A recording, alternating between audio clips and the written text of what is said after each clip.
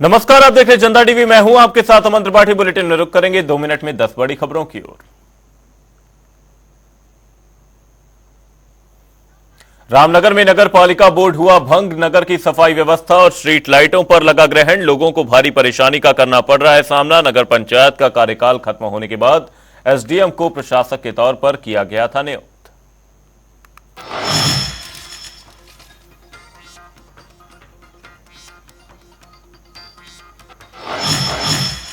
Khatima police को मिली बड़ी सफलता। भारत नेपाल सीमा पर तस्करी के 21,000 लाइटर किए बरामद। लगभग 2 लाख से ज्यादा बताई गई कीमत।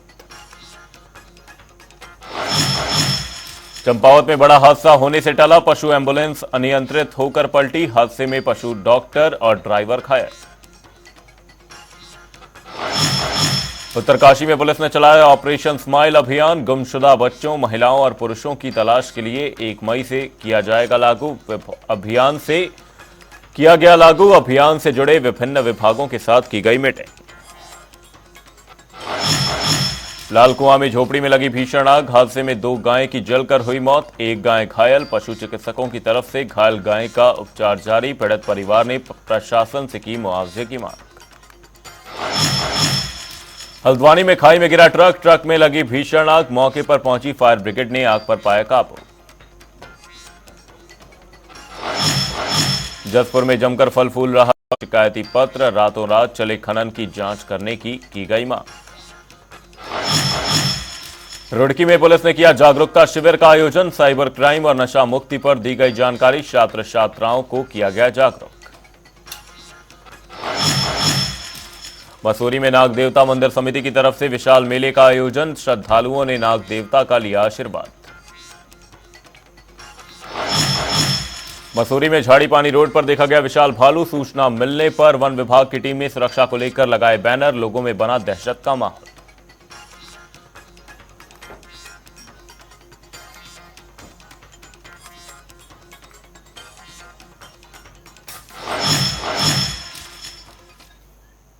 रुक करेंगे खबरों की ओर। प्रदेश के मुख्यमंत्री पुष्कर सिंह धामी दिल्ली पहुंचे, जहां उन्होंने हर्ष मल्होत्रा के नामांकन में शामिल हुए। वहीं नामांकन से पहले सीएम धामी ने भव्य रोड शो किया।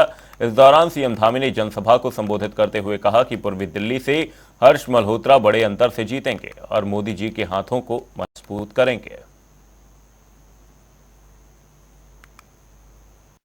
नामांकन समारोह में बड़ी संख्या में माननीय प्रधानमंत्री मोदी जी को तीसरी बार प्रधानमंत्री बनाने के लिए और हर्ष भाई को लोकसभा का सदस्य बनाने के लिए यहाँ आए हुए हमारे दिल्ली के सभी भाइयों बहनों, मैं आप सबका देवभूमि उत्तराखंड के मुख्य सेवक के नाते आप सबका अपने हृदय से आप सबका स्वागत करता हूं, आप सबका अभिनंदन करता हूं। भाइयों बहनों, आज मैं आप सबकी ये ऊर्जा देखकर मैं रास्ते से आ रहा था। जिस प्रकार से जैसे ही गाड़ी रुक रही थी, लोग मुझे देख रहे थे और उनके अंदर से जय श्री राम का उद्घोष हो रहा था। तो मैं कह सकता हूं, मेरे मन में 1% का भी संदेह नहीं बचा कि हर्ष मल्होत्रा जी को आप सब लोग दिल्ली के इस पूर्वी लोकसभा से भारी बहुमत से जिताकर संसद में भेजने वाले हैं, मोदी जी के हाथों को मजबूत करने वाले हैं। भाइयों बहनों, मैं बाबा बद्री विशाल, बाबा केदार की पावन भूमि और मां गंगा और यमुना की उद्गम स्त्री देवभूमि उत्तराखंड से आप सबके बीच में आज इनके लिए, हर्ष जी के लिए आप सबका समर्थन मांगने आया हूं। उत्तराखंड में मतदान संपन्न होने के बाद पार्टी हाईकमान ने मुख्यमंत्री पुष्कर सिंह धामी को अन्य प्रदेशों में भी चुनाव प्रचार की जिम्मेदारी सौंप दी है। इसी कड़ी में उत्तराखंड के सीएम अयोध्या पहुंचे, जहां उन्होंने रामलला के दर्शन पूजन किए और सुख समृद्धि की कामना की। वहीं बीजेपी प्रत्याशी लल्लू सिंह के समर्थन में जनसभा कर लोगों से वोट की अपील भी की। अपने घरों की दीवारों से, ऊपर से, हर जगह से लोगों ने अपना आशीर्वाद दिया है और सब जानते हैं कि आदरणीय लल्लू सिंह जी लगातार चाहे इस क्षेत्र के विधायक रहे हों, सांसद रहे हों, सांसद के रूप में, मंत्री के रूप में, हमेशा उन्होंने समर्पित भाव से काम किया है। और ये तो अब पूरे विश्व का ऐतिहासिक धाम बन रहा है। एक कार्यकर्ता के रूप में, एक कार्यसेवक के रूप में उनका योगदान यहाँ बहुत बड़ा योगदान रहा है।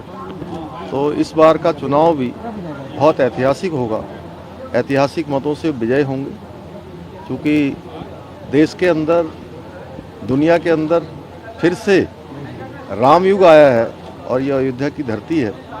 माननीय प्रधानमंत्री मोदी जी के नेतृत्व में ये कालखंड और ये सौभाग्य हम सबको मिला है, राम भक्तों को, राष्ट्र भक्तों को, और फिर से राम युग में आने का सौभाग्य प्राप्त हुआ है। तो निश्चित रूप से यहाँ से ऐतिहासिक विजय होगी, क्योंकि ऐतिहासिक काम यहीं से हो रहा है।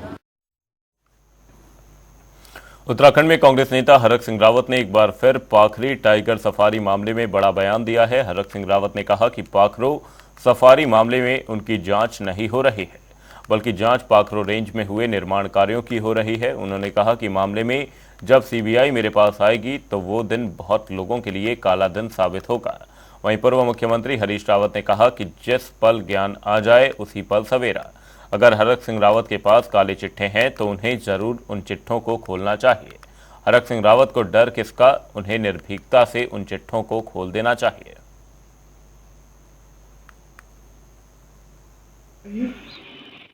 खोलना चाहिए, इसमें क्या है, बल्कि जि, जिस जिस पल ज्ञान आ जाए उस पल सवेरा। यदि आपके मन में भावना आ रही है कि नहीं कुछ काले चिट्टे हैं, तो काले चिट्टे खोलना चाहिए, निर्भीकता से खोलना चाहिए।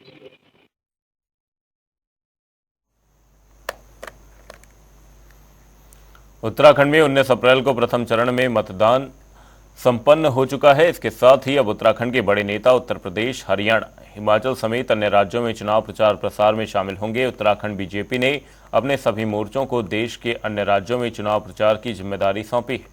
महिला मोर्चा प्रदेश अध्यक्ष आशा नौटियाल ने कहा कि महिला मोर्चा राष्ट्रीय अध्यक्ष की तरफ से कहा गया कि उत्तराखंड से लगे राज्यों पर महिला मोर्चे के पदाधिकारी चुनाव प्रचार प्रसार में शामिल होंगे, जिसको लेकर सभी तैयारियां पूरी कर ली गई हैं और पार्टी की तरफ से आदेश होने के साथ ही उन राज्यों में महिला मोर्चा लोकसभा चुनाव में प्रचार प्रसार करने का काम करेगी।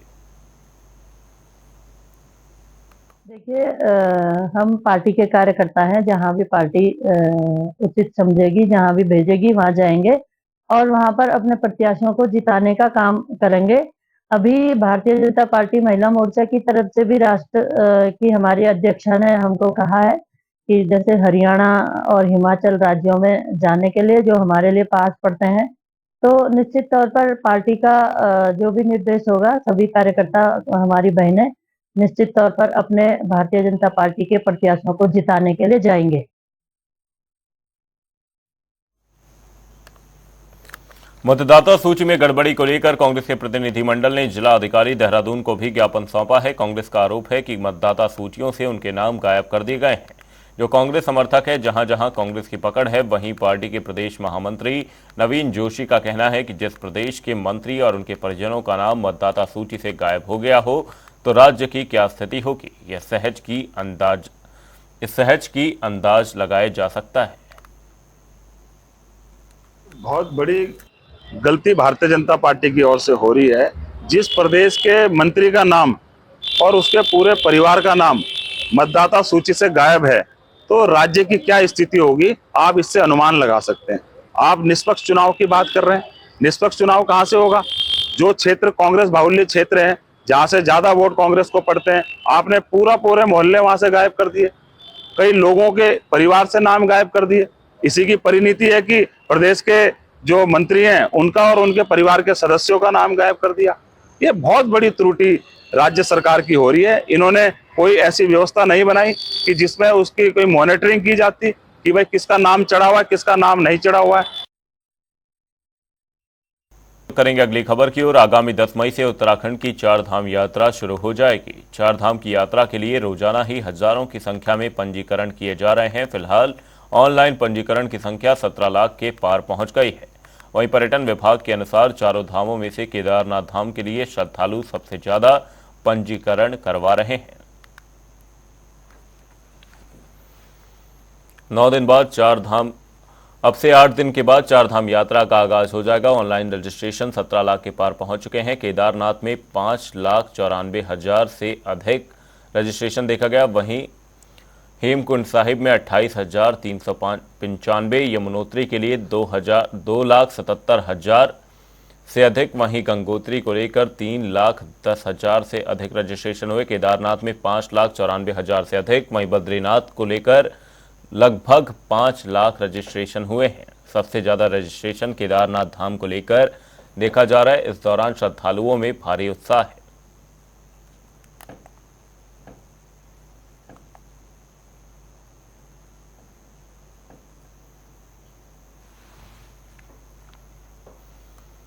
उत्तराखंड अपने धार्मिक स्थलों व नैसर्गिक वादियों के कारण विश्व प्रसिद्ध है। उत्तराखंड में होने वाले चार धाम यात्रा में देश में ही नहीं, विदेश से भी श्रद्धालु दर्शन करने देवभूमि पहुंचते हैं।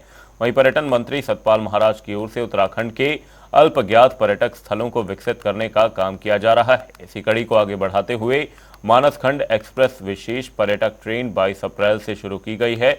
यह ट्रेन पुणे से 280 श्रद्धालुओं के साथ टनकपुर रेलवे स्टेशन पर पहुंचेगी, जहां पारंपरिक भारतीय पद्धति के अनुसार टीका और आरती कर उनका स्वागत किया जाएगा। ये टूर पैकेज 10 रात और 11 दिनों की है। वहीं इस ट्रेन में उत्तराखंड के व्यंजनों का भी श्रद्धालु भरपूर आनंद ले सकेंगे। मानसखंड एक्सप्रेस भारत गौरव पर्यटक ट्रेन की उत्तराखंड की पहली यात्रा 22 अप्रैल 2024 से पुणे से प्रारंभ हो चुकी है। इस यात्रा में 280 पर्यटकों ने यात्रा की है। ये ट्रेन 24 अप्रैल को टनकपुर रेलवे स्टेशन पर पहुंचेगी, मतलब अब पहुंच चुकी है। इस प्रकार पैकेज का संचालन IRTC द्वारा उत्तराखंड पर्यटन विकास परिषद के साथ संयुक्त रूप से किया जा रहा है।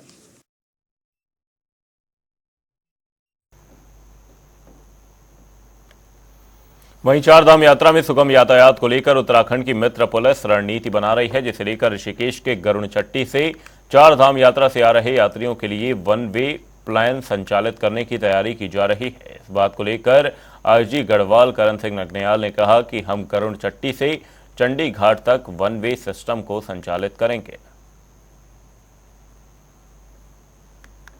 वर्षों में भी वन वे की एक किया गया था, लेकिन बहुत ज्यादा सफल नहीं रहा। इसीलिए बार बार मैं वहाँ के चारों जनपदों के पुलिस अधिकारियों के साथ जो उसको एग्जीक्यूट करते हैं उसी को लेके कल गोष्ठी की गई।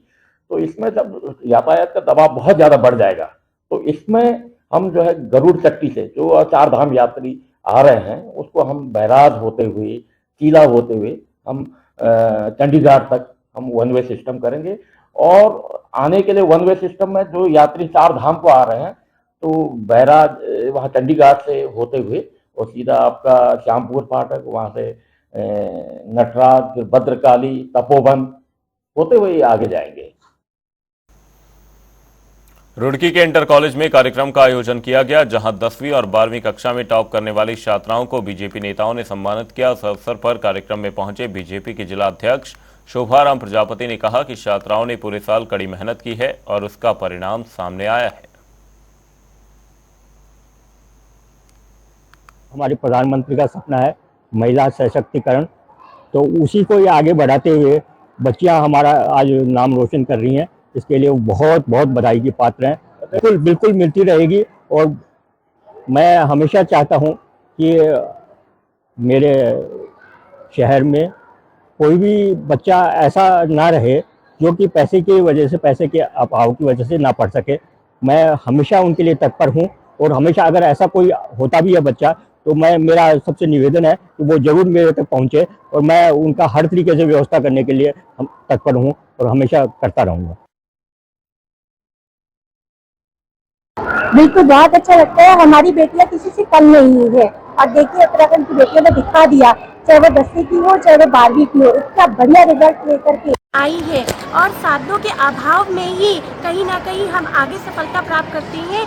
ये भी एक सबक दिया है कि कोई बात नहीं, अगर साधन नहीं है, सीमित हैं, लेकिन फिर भी हमारे अंदर एक चाह है, हमारे पढ़ने की लगन है, तो इस इच्छा शक्ति ने ही जो है इनको आगे बढ़ाया है। और जिस तरीके से ये बहुत अच्छा परिणाम लेके आई, आज भी मैंने देखा इस कॉलेज की 6 लड़कियां जो हैं टॉप पे रही हैं और सिर्फ 1 नंबर से पीछे एक फर्स्ट आई और एक सेकंड आई है। तो कहने का मतलब 1 नंबर की कोई बड़ी बात नहीं है, हमारे लिए दोनों फर्स्ट हैं। और बहुत अच्छा रिजल्ट लेकर के जहाँ पर हमारे प्रबंधक महोदय, यहाँ पर आदरणीय सुंदरलाल प्रजापति जी हैं, और जिस तरीके से वो मोटिवेट करते हैं यहाँ पे, और जितनी अध्यापिकाएं हैं, प्रधानाचार्य हैं, तो सभी बधाई के पात्र हैं।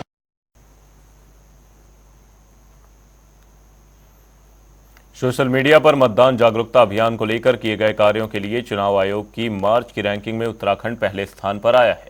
उत्तराखंड के मुख्य निर्वाचन अधिकारी डॉक्टर BVRC पुरुषोत्तम ने इस उपलब्धि के लिए सोशल मीडिया टीम को बधाई दी है। मतदान जागरूकता और मतदान संबंधी जानकारी से भरे क्रिएटिव कंटेंट लोगों ने काफी पसंद किए। सीमांत ग्रामीण क्षेत्रों से पारंपरिक वेशभूषा में वोट अपील हो या फिर महिला समूह का मतदान पर सुंदर गीत हो या स्टेट आइकन के साथ साथ बॉलीवुड स्टार्स का मतदाताओं के नाम संदेश सोशल मीडिया पर तेजी से वायरल हुआ।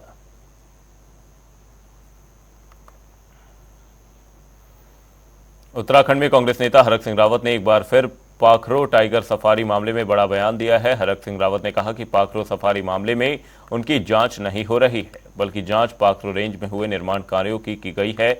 उन्होंने कहा कि मामले में जब CBI मेरे पास आएगी तो वे दिन बहुत लोगों के लिए काला दिन होगा।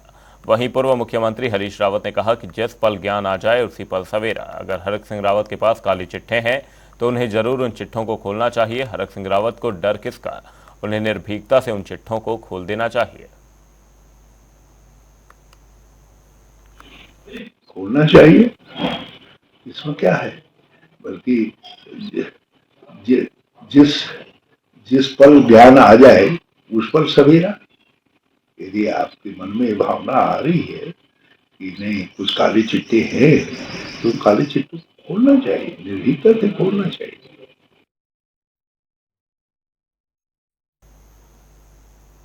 उत्तराखंड के जंगलों में भड़की आग तेज हो गई है। पिछले 24 घंटे में वनाग्नि की 68 नई घटनाएं सामने आई हैं, जबकि आग बुझाने के दौरान 2 फायर वॉचर घायल हो गए। वहीं कांग्रेस के चक्राता से विधायक प्रीतम सिंह ने कहा कि वनाग्नि की घटना हर साल इसी समय घटित होती है। वनाग्नि होने से पहले सरकार को समय पर सचेत रहना चाहिए और इस घटना से पहले ही समुचित व्यवस्था कर देनी चाहिए। वर्ष जो है, ये जो समय है वनाग्नि का समय होता है और सरकार को इस पर जो है गंभीरता से विचार करना चाहिए था। और जब वनाग्नि की संभावनाएं होती है उससे पूर्व जो है सारी व्यवस्थाओं को चाक चौबंद कर देना चाहिए था। वनाग्नि विकराल रूप धारण कर चुकी है। अब बैठक करके उस पर जो काबू करने की बात हो रही है, अधिकारियों की छुट्टियां कैंसिल करने की बात हो रही है। अरे आपको जो व्यवस्थाएं करनी थी वो पहले करनी चाहिए थी। पहले सरकार ने व्यवस्था नहीं की और आज वनाग्नि के माध्यम से जो है हमारी वन संपदा जो है पूरी तरीके से क्षतिग्रस्त हो गई। उत्तराखंड में बढ़ते डेंगू और चिकनगुनिया को लेकर राज्य सरकार ने SOP जारी की है, जिसको लेकर दून अस्पताल ने भी अपनी तैयारी कर ली है। इसको लेकर उप चिकित्सा अधीक्षक डॉक्टर धनंजय डोभाल ने कहा कि डेंगू और चिकनगुनिया के लिए अलग से वार्ड आधारित किए गए हैं। अभी तक 1 मरीज डेंगू का है, जिसका समय से इलाज चल रहा है। साथ ही उन्होंने आगे कहा कि 4 मरीज चिकनगुनिया के हैं, जिनमें से 2 को डिस्चार्ज किया जा चुका है। और चिकनगुनिया के लिए जो इन्फेक्टिव वार्ड है वो हमने अलग से नॉमिनेट कर रखा है। जैसे कि आयुष्मान बिल्डिंग में हमारा नीचे ग्राउंड फ्लोर है राइट साइड में, और अभी जो हमारे पास फिगर है वो है अभी तक एक जो है डेंगू पेशेंट है, वो भी पुराना, वो एलाइजा कंफर्म पेशेंट था। उसके अलावा टोटल अभी एडमिटेड जो थे वो 4 पेशेंट थे हमारे पास चिकनगुनिया के, जिसमें एक नया है, एक पुराना है और 2 डिस्चार्ज हो चुके हैं। ये है, और सरकार की जो भी गाइडलाइन है वेक्टर बॉर्न डिजीज या मॉस्किटो बॉर्न डिजीजेस को लेकर के, उन सभी का पालन हमारे यहाँ अस्पताल में किया जा रहा है। चाहे वो कहीं भी पानी इकट्ठा ना होने देने के लिए मच्छरदानी का उपयोग है, इस तरह का, ये सारा हमने व्यवस्था कर दी है। बुलेटिन में फिलहाल के लिए सिर्फ इतना ही। कहीं जय गणेश जनता डी पर खबरों का सिलसिला रहेगा जारी। तब तक के लिए नमस्कार।